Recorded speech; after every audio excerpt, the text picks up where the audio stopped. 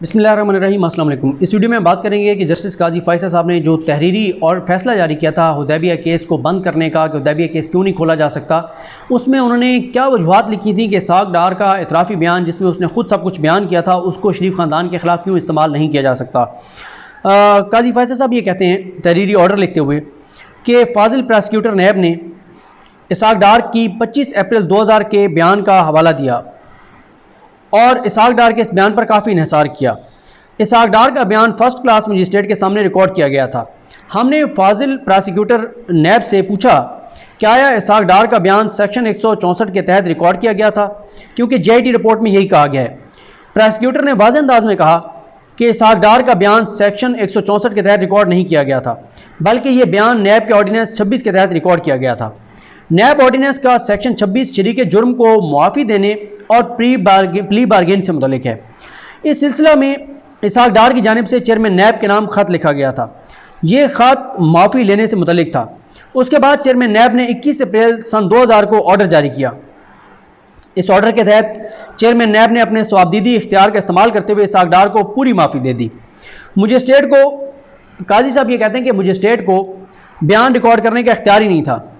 काजी फ़ैसल साहब ये कहते हैं कि हाई कोर्ट के फाजिल जज साहबान ने दुरुस्त ऑब्जर्वेशन दी है कि मजिस्ट्रेट नैब ऑर्डीनेंस के सेक्शन 26E के तहत बयान रिकॉर्ड करने का मजाज ही नहीं था। टेक्निकल, सारी टेक्निकल चीज़ें, तमाम टेक्निकल बुनियादों पे जो है वो फैसला दिया गया।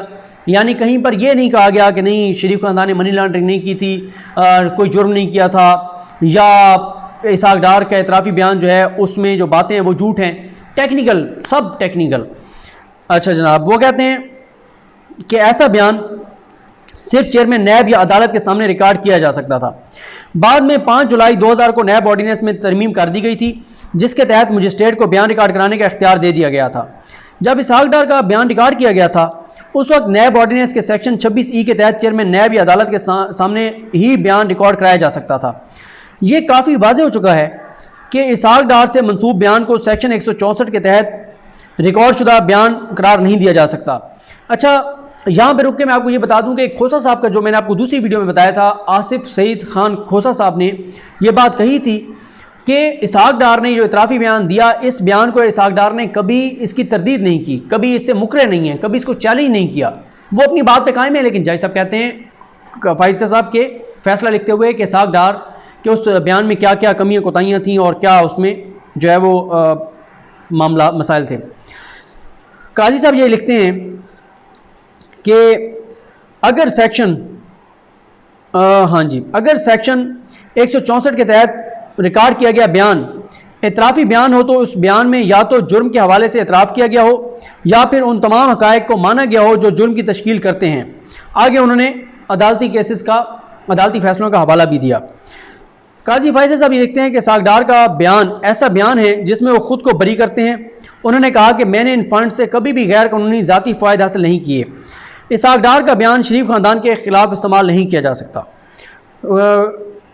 काजी साहब लिखते हैं कि सेक्शन 164 के तहत रिकॉर्ड किए गए बयान को मुल्ज़िम के ख़िलाफ़ इस्तेमाल करने के काबिल बनाने के लिए यह ज़रूरी है कि यह बयान मुल्ज़मान की मौजूदगी में रिकॉर्ड किया जाए और मुल्ज़मान को बयान देने वाले गवाह पर जिरा का मौका दिया जाए।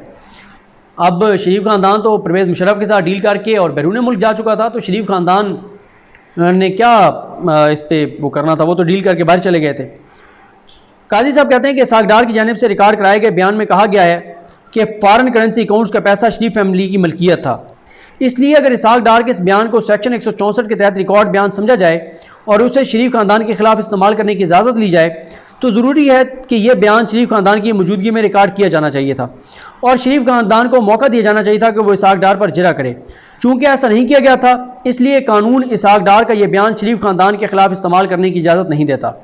अब आप ख़ुद देख लीजिए कि इसहाक डार जो इतराफ़ कर रहे हैं कि मैंने ये सारा कुछ किया, तमाम दस्तावेज़ी शवाहिद मौजूद हैं, एक एक अकाउंट के बता रहे हैं, एक एक बंदे का नाम बता रहे हैं, उसके पासपोर्ट का बता रहे हैं, उसकी शनाख्ती कार्ड का बता रहे हैं, हर चीज़। और काजी फैमिली ने भी ख़त लिख कर तमाम चीज़ें बताई हुई हैं, सब कुछ मौजूद है। लेकिन काजी साहब टेक्निकल पॉइंट पे कह रहे हैं कि ये इस तरह बयान रिकॉर्ड नहीं हुआ तो इस तरह हुआ है, इस तरह नहीं होना चाहिए था, इस तरह होना चाहिए। लिहाजा क्योंकि टेक्निकल इसमें मसाइल थे, लिहाजा इस टेक्निकल बुनियाद पे ये बयान इसहाक डार का शरीफ ख़ानदान के ख़िलाफ़ इस्तेमाल नहीं हो सकता। ये लिखा है काजी फैसल साहब ने। नेक्स्ट वीडियो में इससे अगले जो उनके पॉइंट्स हैं उस पर बात करेंगे। मुझे अपनी दुआ में याद रखें। अलकरीम हम सब का आमीन। अल्लाह हाफ़िज़।